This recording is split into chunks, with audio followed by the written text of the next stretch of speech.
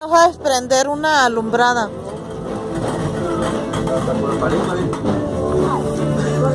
Aquí haciendo una alumbrada en la casa sin necesidad de rocola, porque ya tenemos rocola allá donde alcanzan a ver, donde miran luces, esa casa de ahí, miren. Esa casa de ahí es la que está cantando pura música de rock en español. Algo viene. Y aquí la Mari muriéndose de frío. ¡Qué rico! Y ahorita vamos a calentar bombones. ¡Uy! Y este es mi amigo Félix, que les dije a mis amigas que quería que conocieran y no quieren venir a conocerlos. Quiero que conozcan una de las partes que hace que mi sonrisa esté bien grandota. Después de 12, 14 años que nos reencontramos. ¡Uy!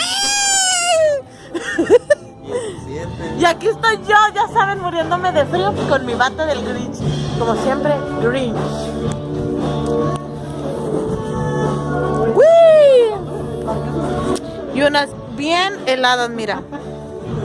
Por si gustan. ¡Uy! See you later, babies.